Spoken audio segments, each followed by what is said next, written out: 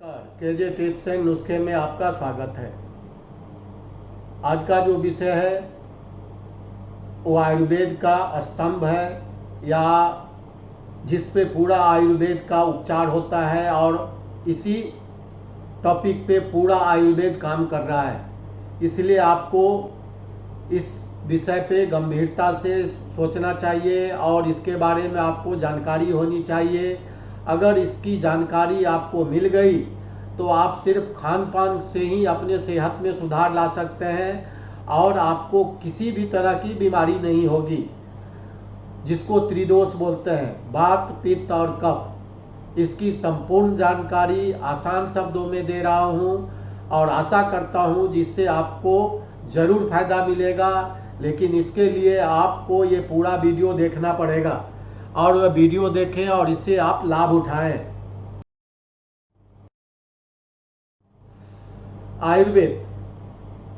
आयुर्वेद या जीवन का विज्ञान, इसको आयुर्वेद बोले या जीवन का विज्ञान बोले, प्रकृति के नियमों पर स्थापित एक प्राचीन भारतीय चिकित्सा पद्धति है। ये प्रकृति के नियमों के साथ ही आयुर्वेद में उपचार होता है। दूसरे पद्धति में बीमारी का उपचार होता है, लेकिन आयुर्वेद बीमारी के लक्षणों के उपचार पर ध्यान केंद्रित करते हैं। जिस लक्षण से आपका बीमारी शुरू हुआ है उसी पे ध्यान केंद्रित होता है। अगर लक्षण का उपचार हो गया तो बीमारी अपने आप आपसे दूर हो जाएगी। आयुर्वेद रोगी के असंतुलन के स्रोत पर ध्यान केंद्रित करता है। ये जो मैं वात पित्त और कफ जो बोला है, यही मेन है शरीर में। अगर ये तीनों में कोई भी एक ज़्यादा कम हो गया तो आपको उससे बीमारी होगी, और इसी असंतुलन को आयुर्वेद सामान्य करता है, संतुलन करता है, जिससे बीमारी आपकी ठीक हो जाएगी। शरीर ब्रह्मांड के मूल तत्वों से बना है, जैसे ईथर, वायु, अग्नि, जल और पृथ्वी, जिन्हें तीन दोष के रूप में जाना जाता है। वात ईथर और वायु का मिश्रण है, पित्त अग्नि और जल का मिश्रण है, कफ जल और पृथ्वी का मिश्रण है। आयुर्वेद इसी पे काम करता है और इसी से बीमारी से निजात दिलाता है। आयुर्वेदिक चिकित्सा हमारे शरीर की आंतरिक शक्ति को उत्तेजित करती है। हर मनुष्य के शरीर में एक डॉक्टर बैठा है अंदर, एक वैद्य अंदर बैठा है, जो शरीर खुद अपने बीमारी को इलाज करना जानता है। अगर आपको ये समझ में आ जाएगा तो आपका शरीर खुद उपचार करना शुरू कर देता है।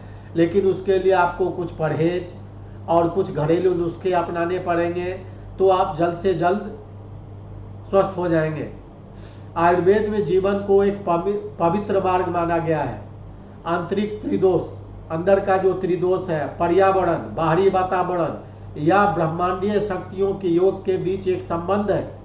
आयुर्वेद में ये पूरे संबंधों पे ध्यान दिया जाता है, जिसमें पर्यावरण, इन्वायरमेंट, बाहरी वातावरण या ब्रह्मांडीय शक्ति सबके को देखते ही आयुर्वेद अपना उपचार करता है। व्यक्ति अपने आहार, जीवन शैली और व्यवहार में परिवर्तन करके आंतरिक शक्तियों में संतुलन बना सकता है, या अपने आंतरिक शक्ति को ज़्यादा करेगा, जिससे बीमारी अपने आप ठीक हो जाए। इसमें आपका आहार है, खान पान है, जीवन शैली है, व्यवहार है, ये सब पे आपको काम करना पड़ेगा। हम में से प्रत्येक का जन्म वात पित्त और कफ के अनूठे संयोजन के साथ हुआ है। कोई भी बच्चा पैदा लेता है उसमें वात पित्त और कफ तीनों मौजूद रहता है। ये तीनों दोष शरीर के सभी गतिविधियों को नियंत्रित करते हैं। इसी तीन दोष से शरीर का जितना भी गतिविधि है वो नियंत्रित होता है, ऐसा आयुर्वेद बोल रहा है। और आयुर्वेद जो बोल रहा है वो अपने प्राचीन पद्धति है, हजारों साल का अनुभव है, और उसी के हिसाब पे ये अपना वक्तव्य देता है आयुर्वेद। ये तीन से ही शरीर का नियंत्रण होता है। त्रिदोष के काम क्या है? अच्छे स्वास्थ्य के लिए दोष का संतुलन होना आवश्यक है। दोष समान गुणों से बढ़ते हैं और विपरीत दोषों से कम होते हैं। उदाहरण के लिए, जो अगर आप में वात ज़्यादा है तो वात सूक्ष्म, हल्का और ठंडा होता है। इसलिए कोई भी भोजन दवा या जीवन शैली जो व्यवहार में इन गुणों को बढ़ाता है, शरीर के भीतर को बात को बढ़ाएगा। इसके विपरीत तेलीय पदार्थ, भारी या गर्म कारक पदार्थ बात को कम करेंगे। अगर आपको बात ज़्यादा है शरीर में तो ऑयली फूड, भारी खाना या गर्म कारक खाना जो भी है ये उपयोग करेंगे तो आपका शरीर से बात को नॉर्मल करने में मदद मिलेगा। तीनों दोष शरीर के सभी गतिविधियों को नियंत्रित करते हैं।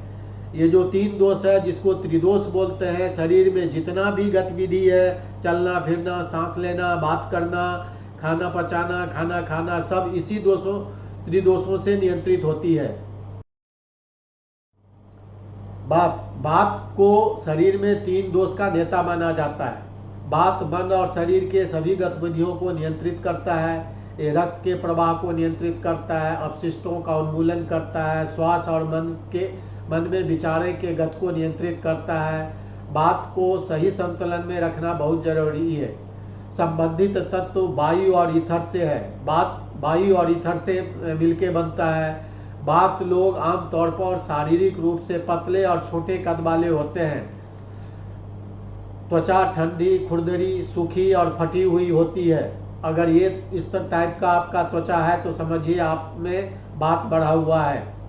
बात लोग आमतौर पर या तो लंबे या औसत से छोटे होते हैं। नाखून खुरदरे होते हैं, भंगुर होते हैं। बात लोगों को मीठा स्वाद पसंद है, खट्टा स्वाद पसंद है, नमकीन स्वाद पसंद है और गर्म पेय पसंद है। बात लोगों में मूत्र का उत्पादन कम होता है, मल सूखा होगा, कठोर होगा और मात्रा में कम होता है। उनमें अन्य दोषों की तुलना में बात लोगों को कम पसीना आने की प्रवृत्ति होती है। वे अन्य प्रकार की दोषों की तुलना में कम सोएंगे। उनके हाथ और पैर अक्सर ठंडे रहते हैं। उनमें कभी कभी इच्छा शक्ति की कमी होती है। बात लोग जल्दी घबरा जाते हैं और कई बार भयभीत हो जाते हैं। उनको बहुत अधिक चिंता रहता है, हर काम का उनको चिंता रहेगा। अगर ये लक्षण आपको मालूम पड़ता है तो समझिए आप में बात बढ़ा हुआ है। आयुर्वेद में बहुत से ऐसे वैद्य हैं जो नाड़ी देख के आपको बीमारी बता देंगे। आप क्या 1 हफ्ता के अंदर खाना खाए वो बता सकते हैं, लेकिन जिसको नाड़ी परीक्षण बोलता है वो बहुत कम वैद्य को मालूम है। कुछ वैद्य तो सिर्फ दिखाने के लिए नाड़ी पकड़ते हैं, लेकिन ये जो स्वभाव आप में अपने शरीर पे आपको मालूम पड़ता है तो उनसे आपको खुद मालूम पड़ जाएगा जो आपके शरीर में बात बढ़ा हुआ है। मुख्य रूप से बात वाले लोगों की समक्ष समान लक्षण है। ये लक्षण देख के आप खुद अंदाजा लगा सकते हैं जो आप में बात बढ़ा हुआ है। अत्यधिक कल्पनाशील, ये मुंगेरी लाल के हसीन सपने ज्यादा देखेंगे। नया ज्ञान सीखने और समझने में बहुत तेज। कोई भी बात सीखना हो, समझना हो तो ये तुरंत उनको समझ जाएंगे, लेकिन बहुत जल्दी भूल भी जाते हैं। यौन रूप से आसानी से उत्तेजित होना लेकिन जल्दी तृप्त हो जाना। अगर इस तरह की आपको लक्षण दिखता है तो आप समझिए आप में बात बढ़ा हुआ है। बात का उपचार कीजिए, आप यौन रूप का जो समस्या है वो अपने आप कम हो जाएगा। 3 प्रकार के शरीरों में जो त्रिदोष बोला है, वात पित्त कफ, ये तीनों प्रकार के शरीर में सबसे हल्का शरीर होता है, दुबला पतला होगा। इनको जो भी काम करना हो जल्दी काम खत्म करने की प्रवृत्ति होती है।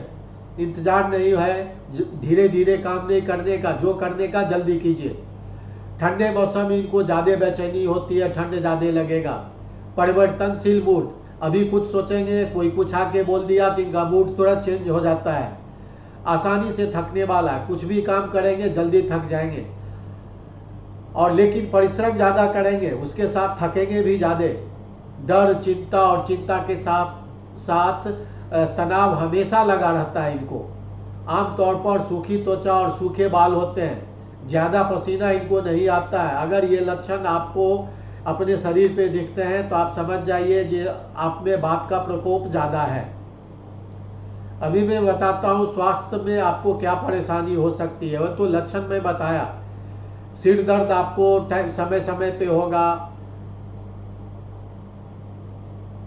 वो उच्च रक्तचाप, ब्लड प्रेशर जिनको बोलते हैं हाई ब्लड प्रेशर, ये भी आपको मिलेगा। सूखी खांसी टाइम टू टाइम होगा, गले में खराश होगा, कान में दर्द होगा, चिंता होगा, अनियमित हृदय ताल, कभी हृदय जो पेल्पिटेशन है हृदय का ये समान रहेगा, कभी ज़्यादा हो जाएगा, कभी कम हो जाएगा। आपका जो मांसपेशी है, मसल है, उसमें कभी कभी ऐंठन भी पकड़ता है और नॉर्मल भी हो जाता है। पीठ के निचले हिस्से में दर्द रहता है ज़्यादा टाइम, आपको कब्ज रहेगा, पेट में गैस बनेगा, कभी दस्त होगा, कभी कब्ज होगा, तंत्रिका पेट, मासिक धर्म में ऐंठन, अगर आप महिला हैं तो मासिक धर्म के समय पेट में दर्द होगा, ऐंठन होगा, शीघ्र पतन की बीमारी बात लोगों में होती है, और या अन्य रोग, अन्य यौन रोग जो भी है ये बात के कारण ही होता है।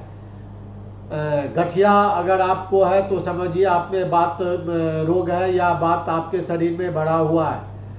अधिकांश तंत्रिका संबंधी विकार बात असंतुलन से संबंधित है। ये बीमारी आमतौर पे बात रोग, अगर आपका बात बढ़ा हुआ है या कम है तो मालूम पड़ेगा, ऊपर का लक्षण आप, और ये दोनों मिला के आप खुद अपना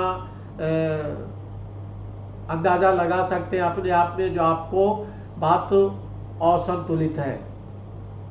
बात का स्थान है मूत्राशय, बड़ी आंख, जांघ, पैर, ये बात का स्थान है, और त्वचा में, ये इस जगह ये बात का वास है, और इधर से ही ये पूरा बात पूरे शरीर में फैलता है।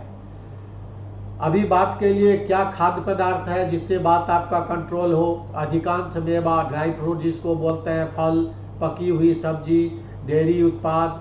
अगर आप में बात असंतुलन है तो ये सब आप उपयोग कीजिए भरपूर मात्रा में, धीरे धीरे आपका बात कंट्रोल में आ जाएगा। इनको क्या नहीं खाना चाहिए? ब्रोकोली, फूल गोभी, सूखे अनाज, मटर, जिससे गैस बनती हो, ये आपके लिए बहुत ही हानिकारक है बात लोगों के लिए, तो ये सब से परहेज कीजिए। बात के लिए फायदेमंद व्यायाम है योग, पैदल चलना, और दिन में कम से कम 30 मिनट तक आप धीमी गति से व्यायाम करें। इसमें ज़्यादा गति से व्यायाम करना बात को बढ़ाएगा, तो जो भी व्यायाम करते हैं धीमी गति से करें। बात को संतुलन कैसे करें, ये जो अभी मैं तरीका बता रहा हूँ, ये आप आराम से कुर्सी पे बैठ के घर में कहीं भी आप आराम से कीजिए। आपको 15 मिनट सुबह, 15 मिनट शाम को कीजिए, आपका बात कंट्रोल में रहेगा। इसके लिए आप अपनी नाक से श्वास लें, सीधा बैठ जाएं और अपने कमर को एकदम सीधा रखें और नाक से पूरी सांस लें। जितना सांस आप फेफड़े में भर सकते हैं उसको पूरी क्षमता से भरें। धीरे धीरे 3 सेकंड के लिए सांस को रोक के रखें और फिर धीरे धीरे अपने मुंह से सांस छोड़ें। यह क्रिया 16 बार करना है, 16 टाइम ये आपको करना है। इस अभ्यास को दिन में 2 बार करें। ये बहुत आसान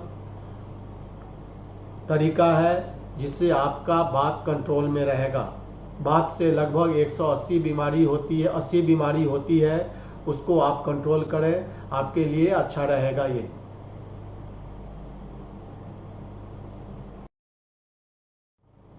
इसके लिए कुछ मैं घरेलू नुस्खा बता रहा हूँ, जिसमें 2 चम्मच इलायची पाउडर, 1 चम्मच जीरा पाउडर, 1 चम्मच सूखा अदरक का पाउडर, आधा चम्मच दालचीनी पाउडर, आधा चम्मच जायफल पाउडर, 1 चुटकी हींग और 1 चुटकी नमक वैकल्पिक है। अगर आप मिलाना चाहें तो मिलाएं, और नहीं तो आप वैसे भी सब दवा को कूट पीस के बना लीजिए और एयर टाइट डब्बे में बंद रख दीजिए।